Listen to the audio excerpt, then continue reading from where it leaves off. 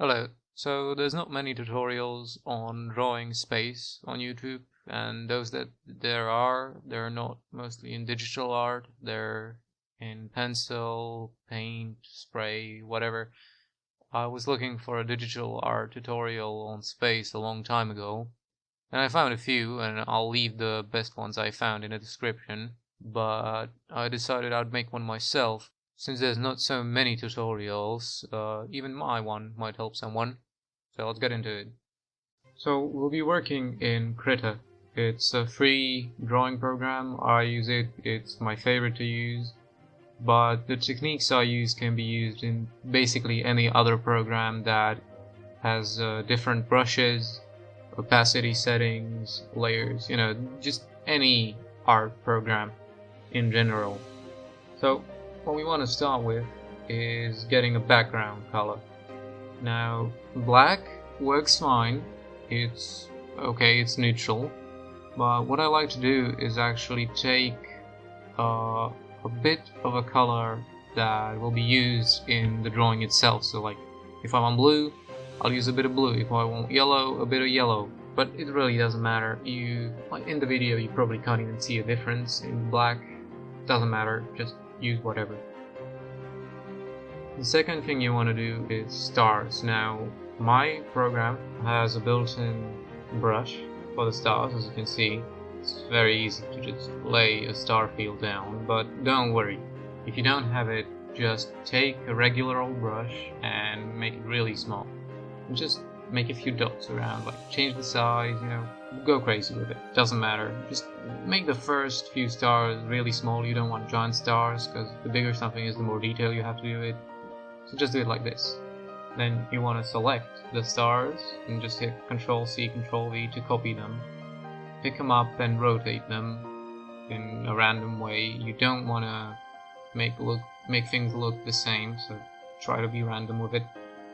And space the stars out as much as you like. It's really just copy, paste, and I'm merging the layers on the left to make it easier for me, so that I don't have to copy the same small speck of stars, and I can just copy an entire star field like this.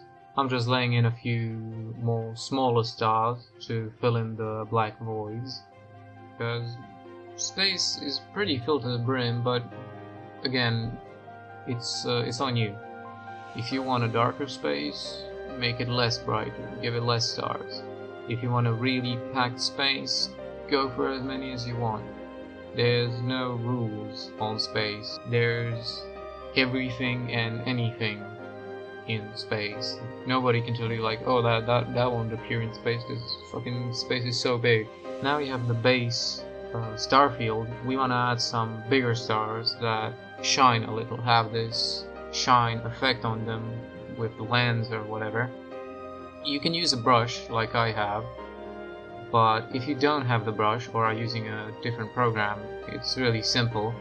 You just create a simple dot by left clicking with the mouse, and if you have a tablet, it's going to be easier. If not, just make the brush smaller.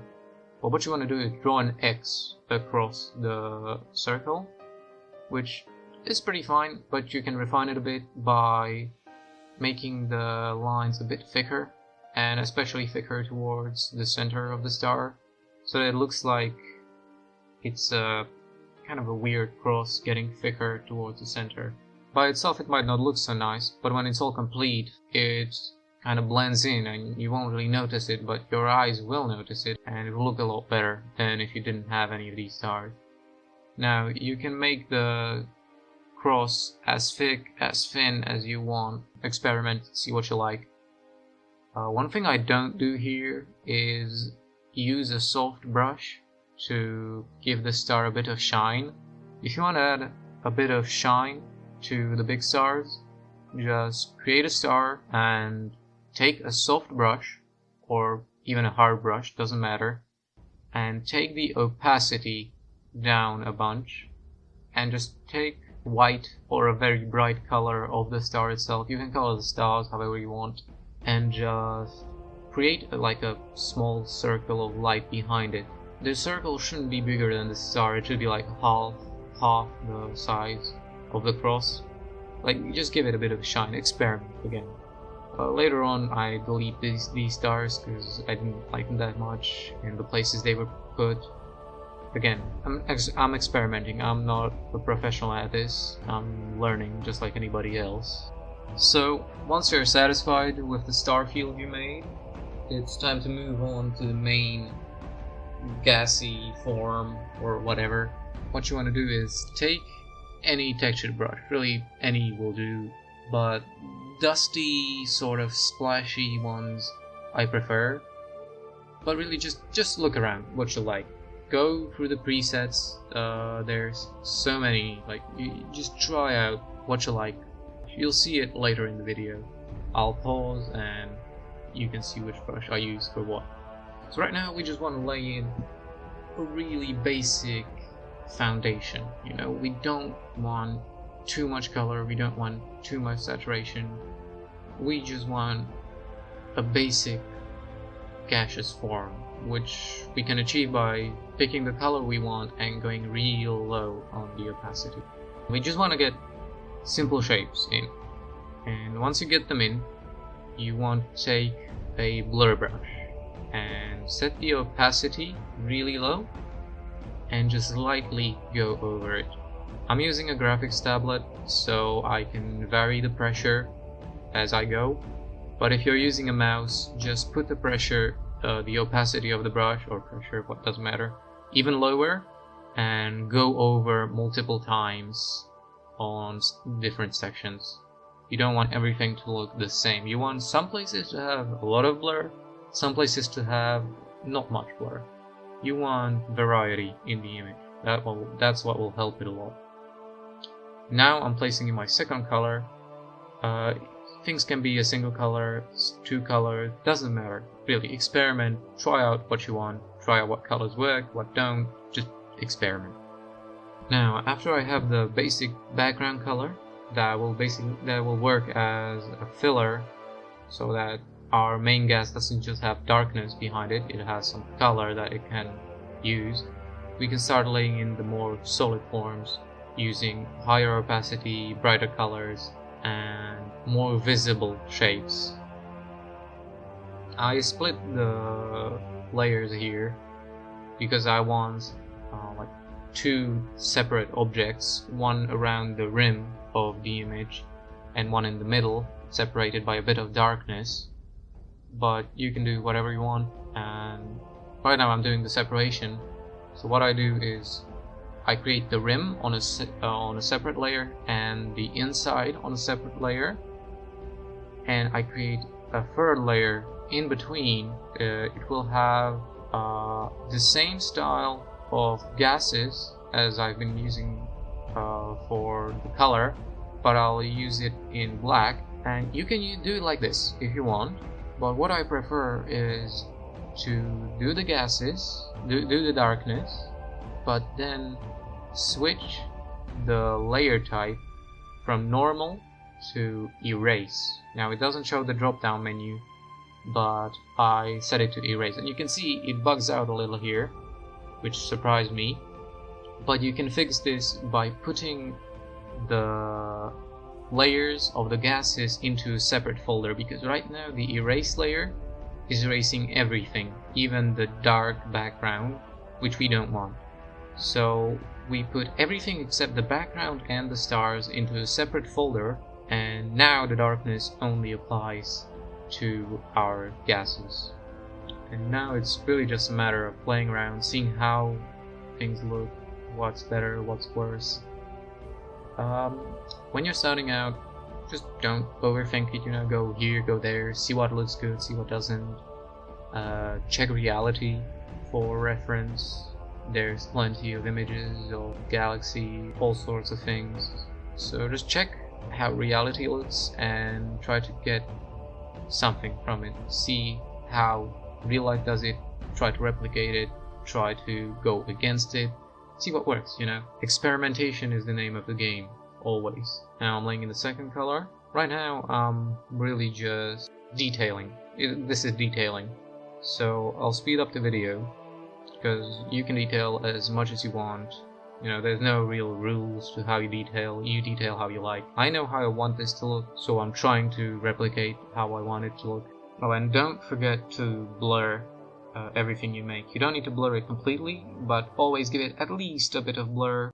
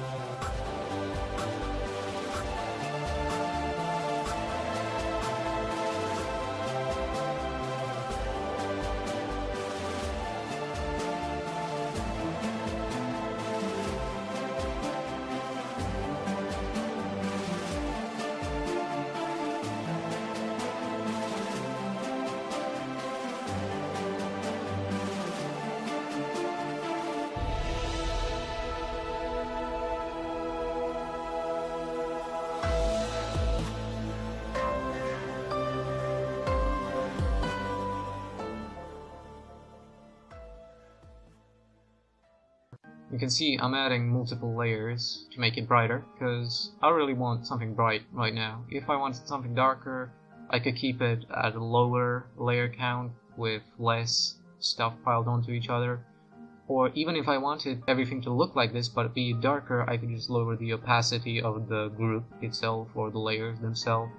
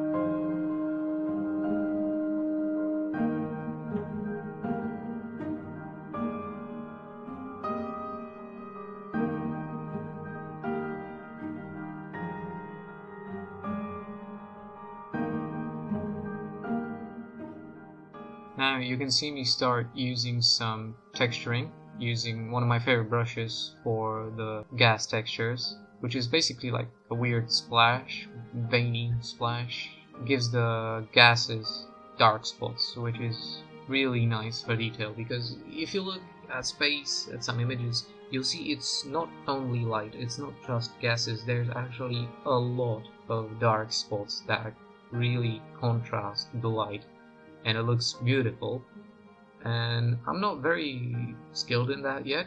I really need to learn more about using dark in my space art, but for now I really just like using this brush, and I'll experiment later on, but for the sake of this video I'll just use the brush.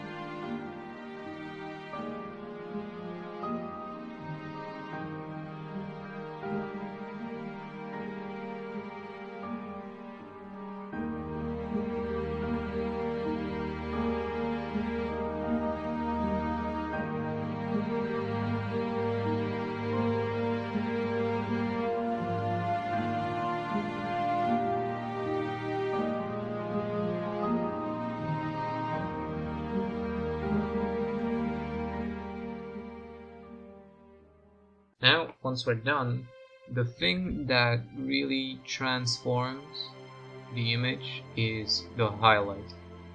And you'll see what I mean. Basically what you want to do is take a soft brush. You can take a hard brush, but I prefer a soft brush. Lower the opacity to 10 or 20% and make it really small. You try different sizes, see what works for you. What you want to do is take the color of the gaseous form you're making and either take a more saturated version of the color or more bright version of the color, it's not dark for now, and go along an edge. Create a highlight that makes it feel three-dimensional, and it might look weird close up, but when you zoom out you'll see that it gives it this space feel. It just makes it feel like, okay, this isn't just some fart in the middle of the universe, it's actually like a nebula or something. See, as I zoom out, it looks a lot better than it did before. And go crazy with this.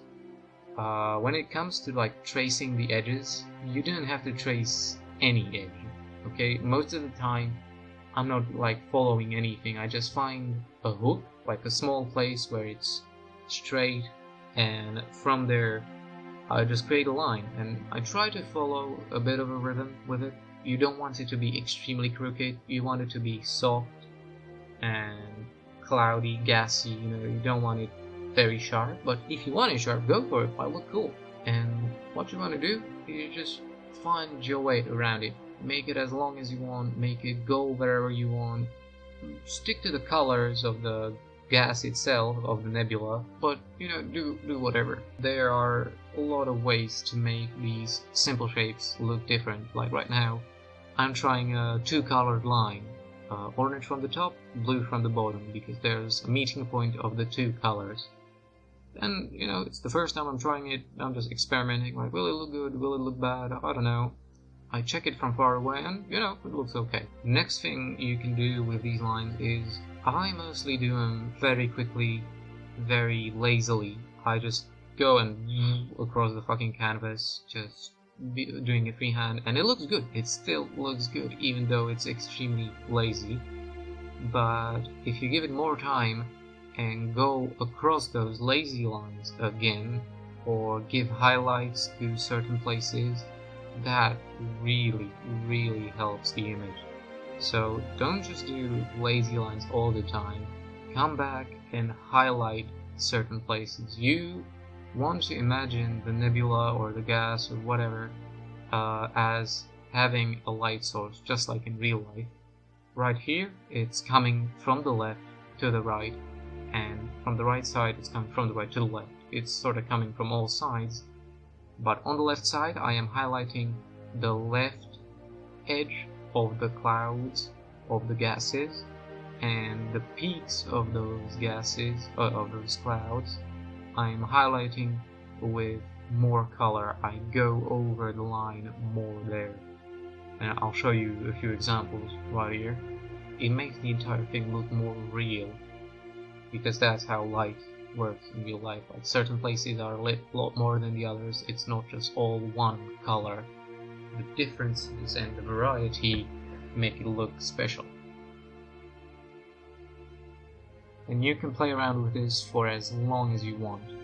Now, I personally like a middle ground between outlines and free gas, but you can have a lot of outlines, you can have only a few outlines with a lot of free gas flowing around. It's on you and how you like your stuff.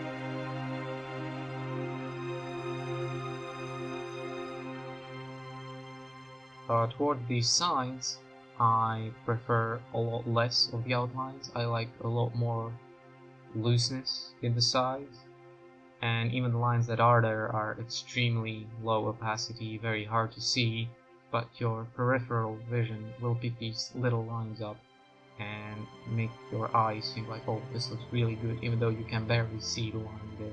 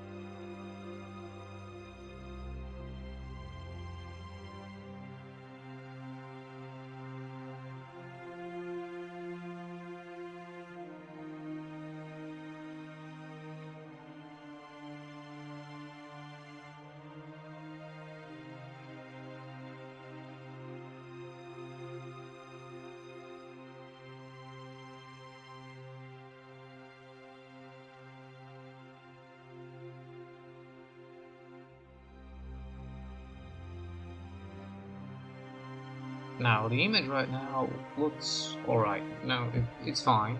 I'm liking it. But I think it's missing something. Since I created this black space in the middle of the nebula, it's sort of empty. Something should be there. It feels like that. And so I decide to add in a galaxy in the middle of it.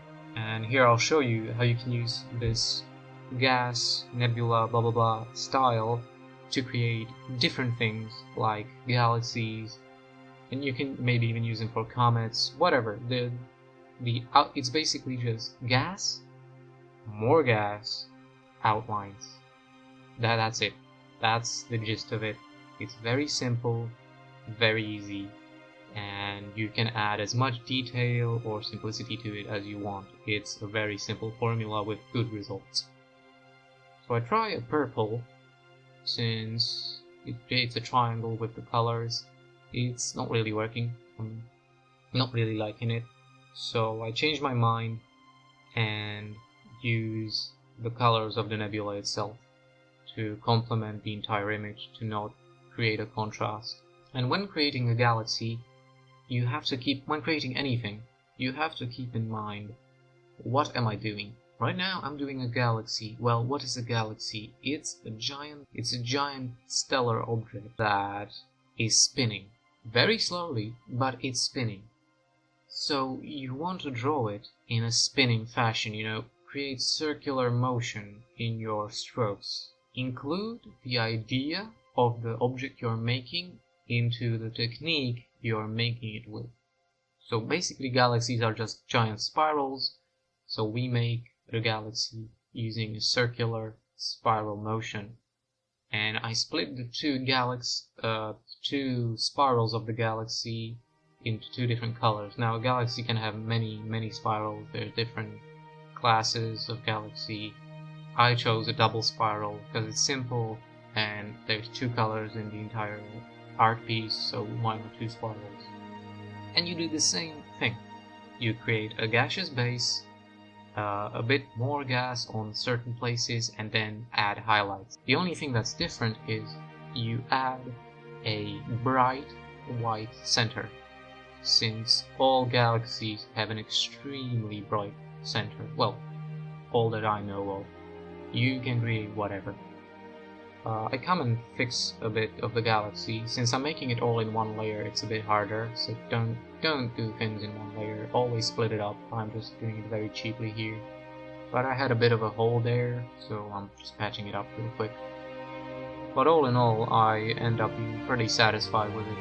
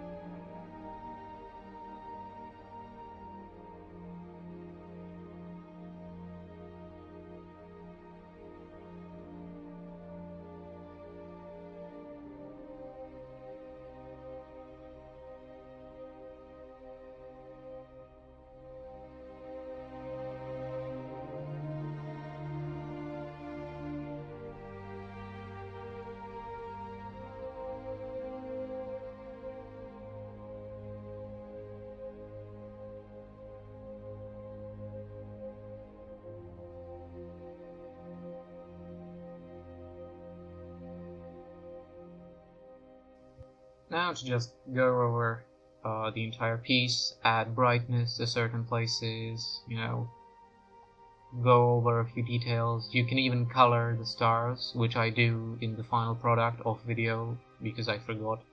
You sometimes just forget, doesn't matter. Color the stars however you want, give the stars a bit of a glow as well, experiment however you like. And as a showcase of what you can do at the end, you can, in Krita, you have to merge all the layers, which I don't advise. So save your file or create a copy of it and merge all the layers there, and don't save over the original file. Just merge all the layers together except the stars and background. And once you have them merged, go to Filter, Adjust, HSV adjustments, and play around with the hue, which basically means the color of the image. I'm not sure if it will show up in the... No, it doesn't show up in the video, but I'm moving a slider of hue and it's changing the color of the nebula we've created. And I mostly use this slider not to kind of get the color where I want it, just to see how other color combinations will work. I'm really satisfied with the orange teal color we have, so I come back to it.